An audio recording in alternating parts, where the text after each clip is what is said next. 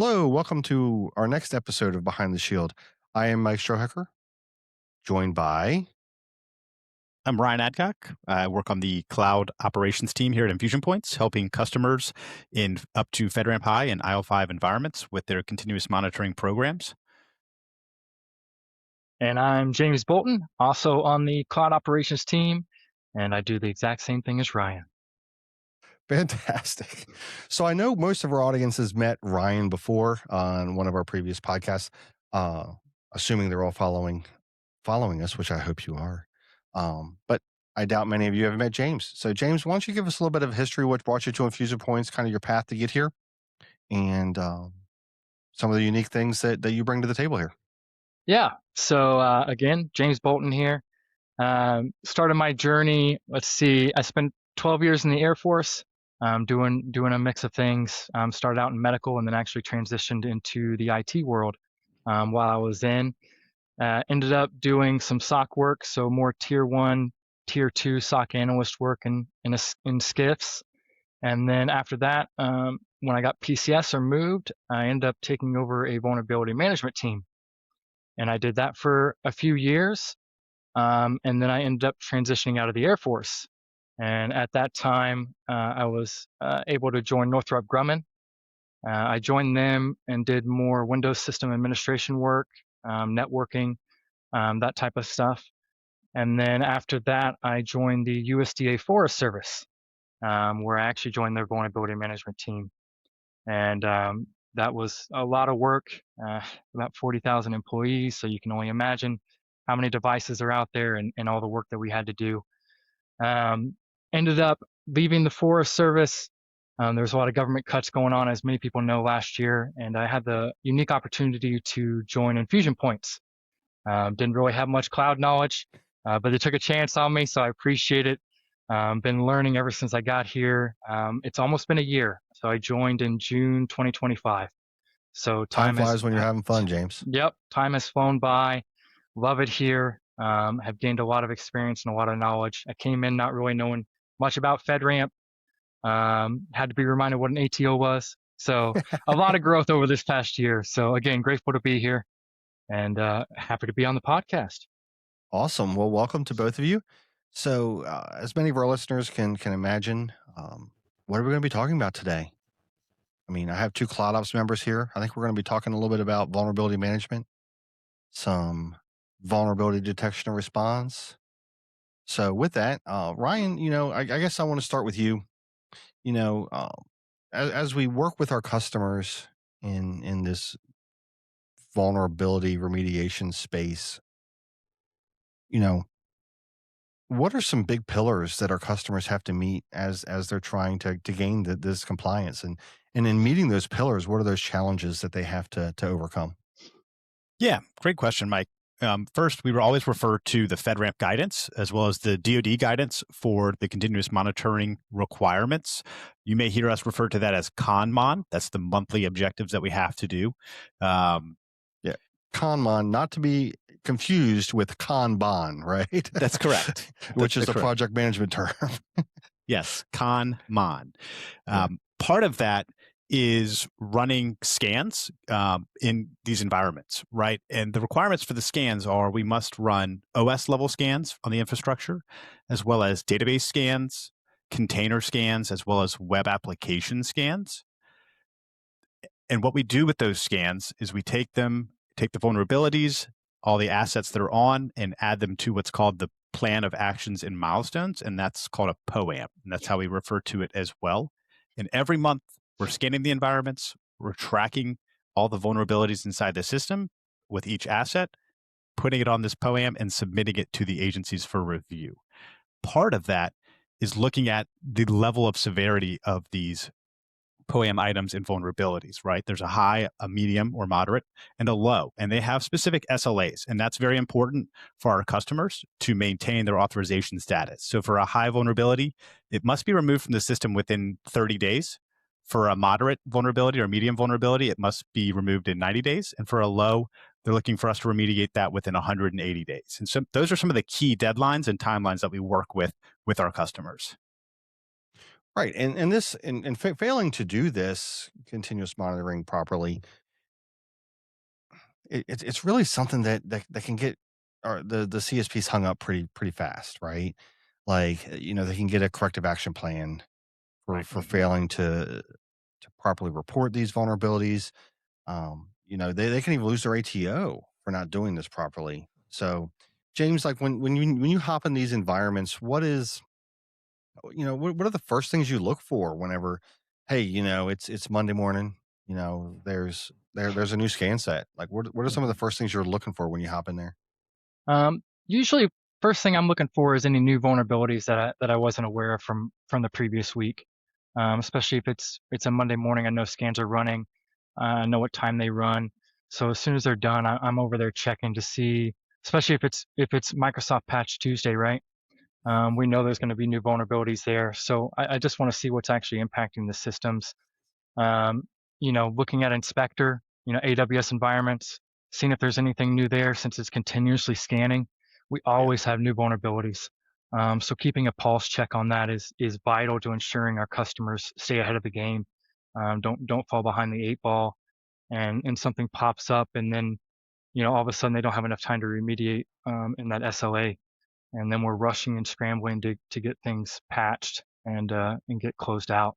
So that's usually what I'm doing, mainly every day, especially with the continuous monitoring scans going on. Right.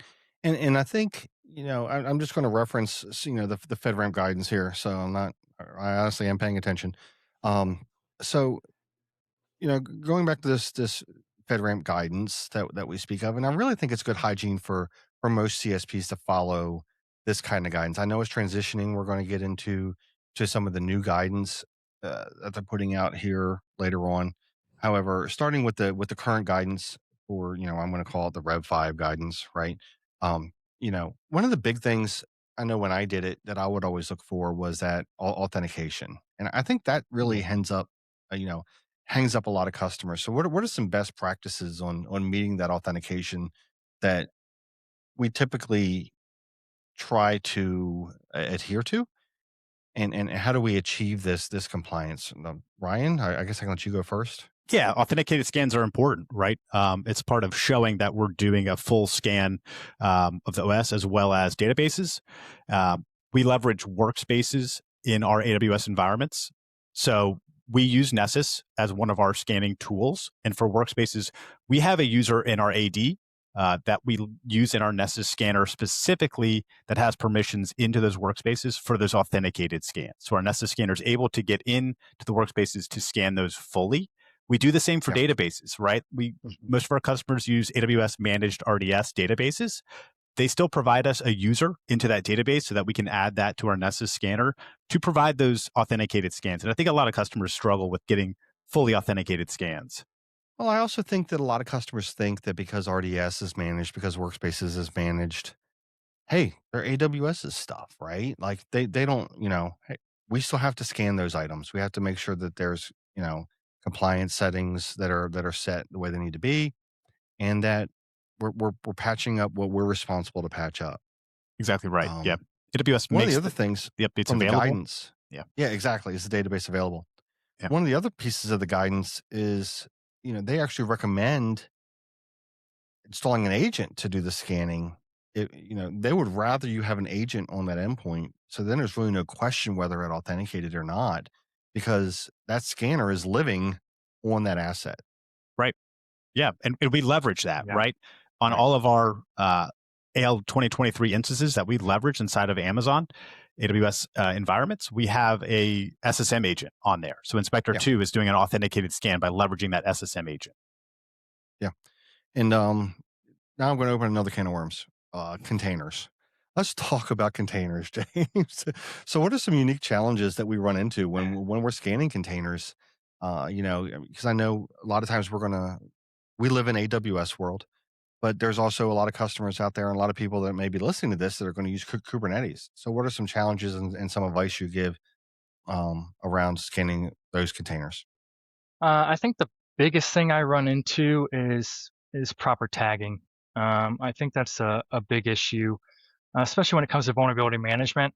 If you're not having any, if there's no communication with the team that is deploying these containers, then you really don't know which containers are active and which ones are not active, right? Which ones are actually being used and which ones aren't being used. How do you I know what run you have into to that report on, right? I mean, exactly. yeah. So you could be reporting vulnerabilities on an image that's no longer in use, but you have no idea that it's no longer in use because, say, inspector is still showing those vulnerabilities.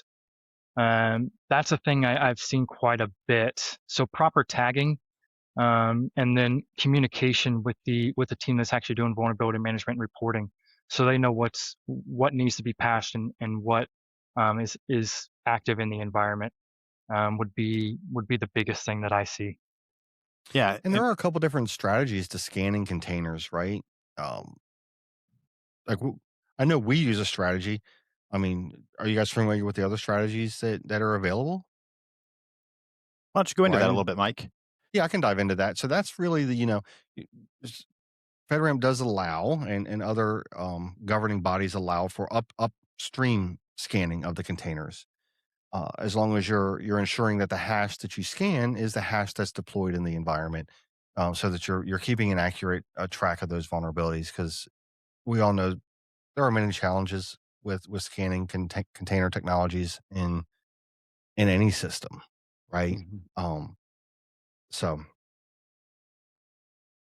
any other container Yeah, I mean, issues that so you see? you might be thinking like, well, why don't we just remove the old images from the environment, Yeah. right? Like we're not running them. Let's just go Yeah. ahead and remove them. Well, with FedRAMP and with these compliance frameworks, we have to keep at least 3 to 5 images of the previous versions available. So for fallback solutions, right? So that prevents. It's a good practice anyway, Right. right? It does. Yeah, but you just can't remove those images. Like we're not using them, delete them, right? That unfortunately you can't do that in these compliance environments. Yeah, and I mean, and I know a lot of the pieces that we manage from a cloud operations team, we're really scanning that and maintaining that static environment, the ones that we manage, right, as an Right. MSP. Uh, all the security infrastructure, all the management infrastructure. It's really that knowing the architecture of the customer production environment, and being able to communicate that, right? Yeah. James, if you want to elaborate some on that.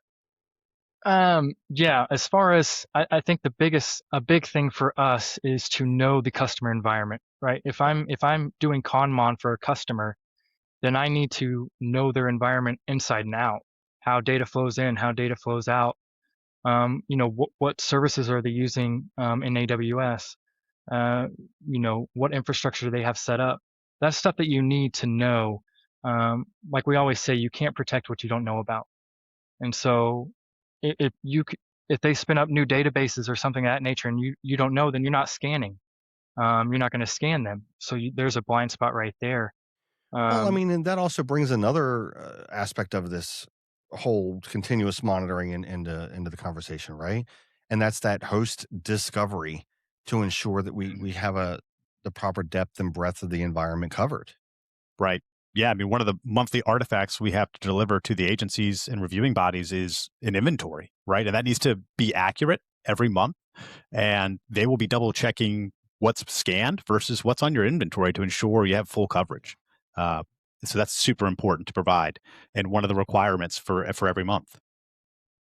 and that can be very difficult, especially for these large organizations, to keep track of that. But it's vital. Again, you can't protect what you don't know about. That's something you need to be checking all the time is that asset inventory. You never know if somebody spins up something um, and that wasn't vetted or approved. It happens. You need to know about it.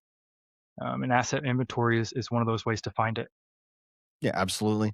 And I think that cross check is a key thing that a lot of customers that whenever we first start engaging with them, it, there are some that have that good security hygiene in place already, but then some are like, help me understand why I need to do this, because it's not just checking your inventory against your vulnerability scans. It's the other way around too, making sure that everything that you hit with a vulnerability scanner is actually inventoried and supposed to be there, which touches on your point, James. Yes. Um, Now there's another I think there's two other kinds of scans that we want to dive into a little bit that we touch into, and then I do want to spend some time talking about the new vulnerability detection and response. So I want to talk a little bit about web app scanning, some challenges that we run into there, and I want to talk about compliance scanning. That's always a fun one. But uh, James, why don't you talk a little bit about web application scanning? Yeah, so web application scanning, we utilize Burp Suite. That's one of the really known tools around that many people utilize. I think some of the issues I've seen with that is ensuring that you're getting an authenticated scan with that.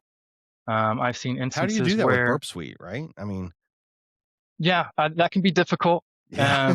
But again, you can kind of do the same thing that we do with our Nessus scans whenever you're scanning a database, right? You can create a Mhm. user just specifically for scanning, and that way you can get a fully authenticated scan on your web app.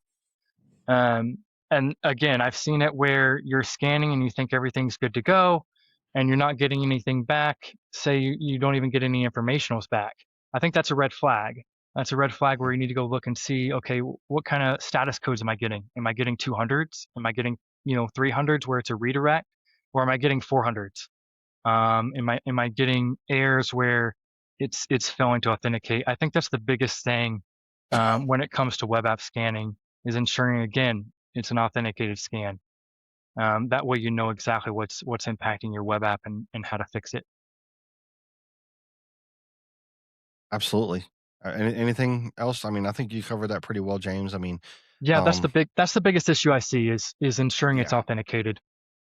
And honestly, this web app scanning, I'm just going to jump into VADR now, right? I mean, that's really the biggie coming up, and how the customer's front end application, how are they going to handle that? Because I mean, this is what's exposed to the internet.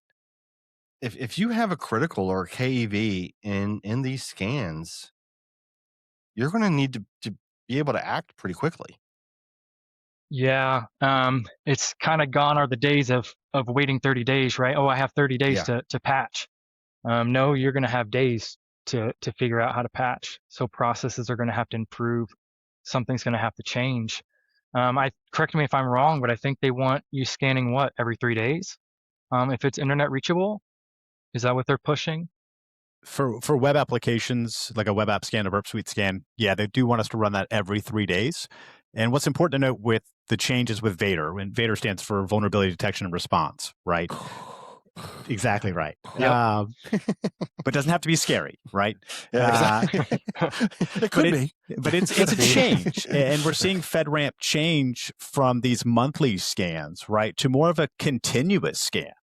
Right. Which can present unique challenges for customers, right? It's no longer just a once a month scan, gives you that 30, 90, or 180, right? It's going to continuous. So, one day you'll have a vuln, the next day you'll have another vuln. And those timelines for remediation are going to be different based off of whether it's internet reachable, like you mentioned, whether it has a known exploit, whether it's, behind some sort of privileges required to access that box.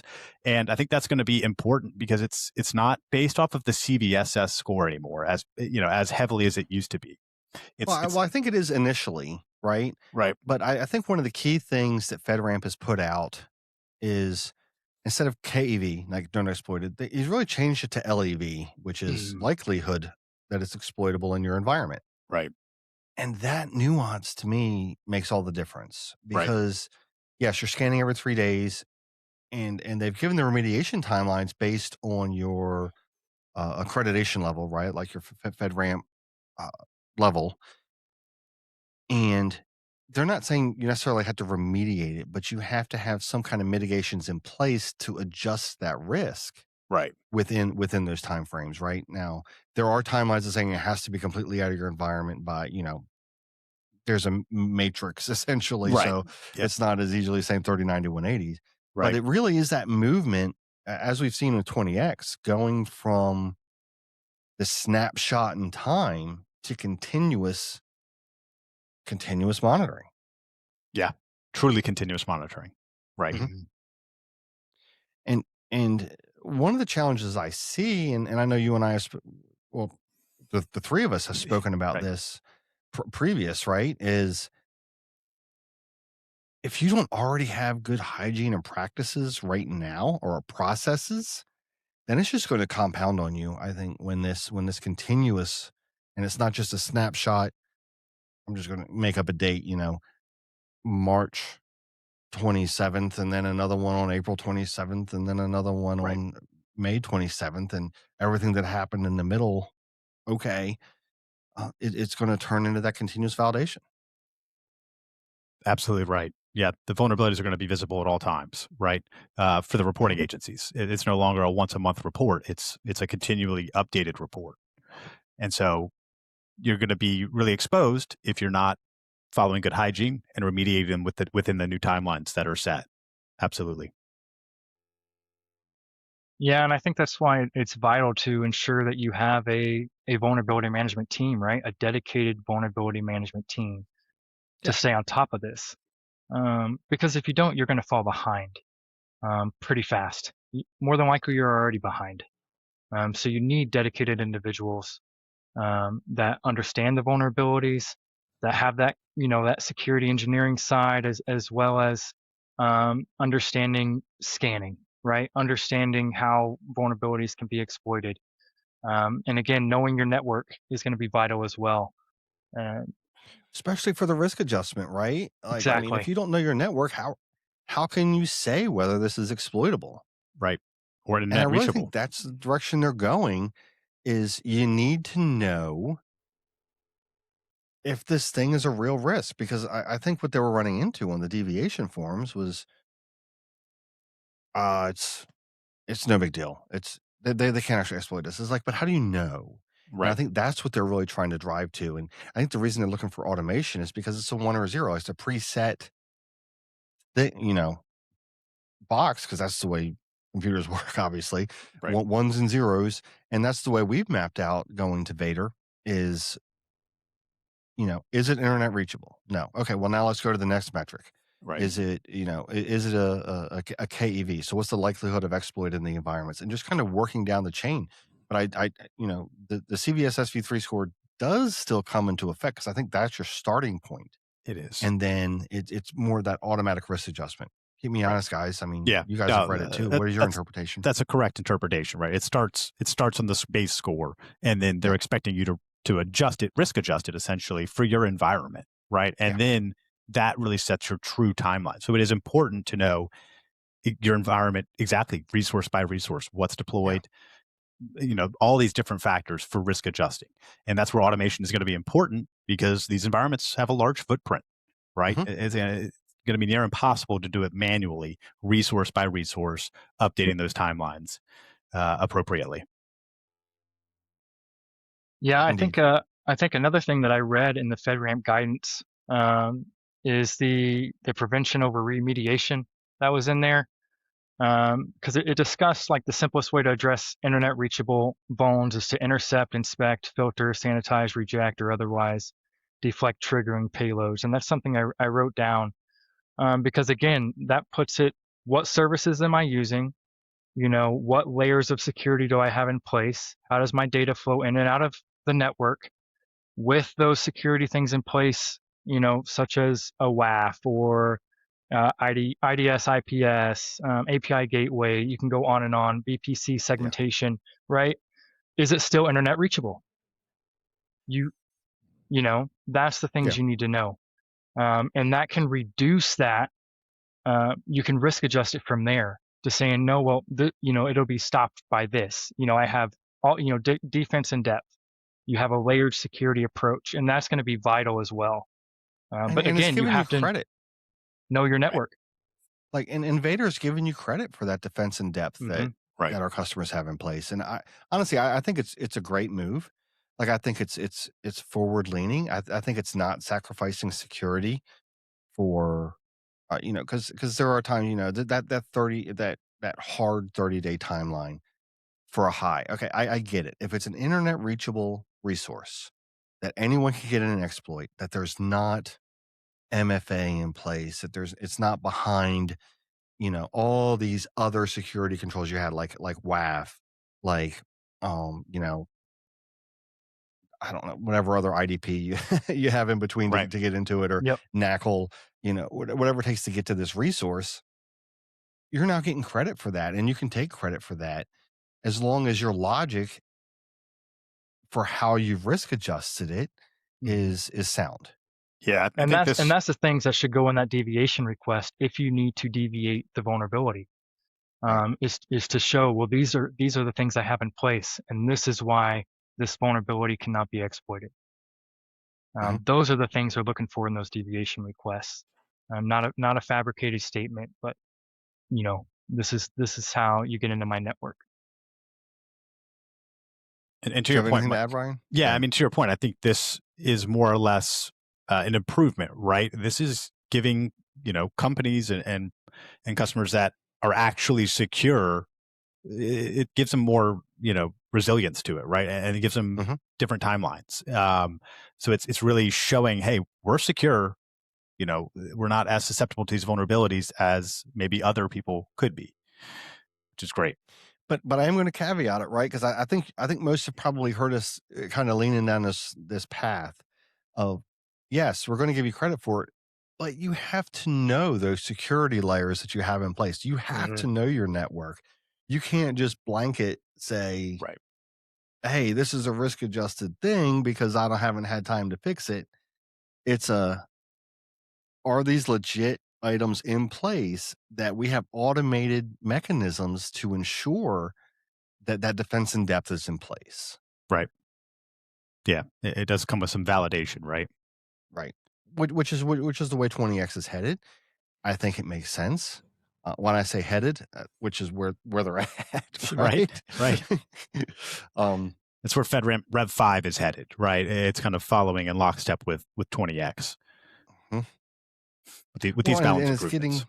Yeah. getting those customers moving towards that 20X Right. path and Yep. ready to ingest things. Yeah. Absolutely. So, all right. So, one of you have anything else? Any other advice we want to give anyone who's thinking about doing FedRAMP? I think one thing we didn't mention, right? We mentioned all these different security tools that we leverage for scanning, but an important thing also is that you keep those tools updated, right? Every time Mhm. you're running the scans, it's got to be on the latest version, or you're going to Yeah. get dinged by your 3PAO in your audit. Oh, you're running an old, outdated version. Their plugins aren't updated.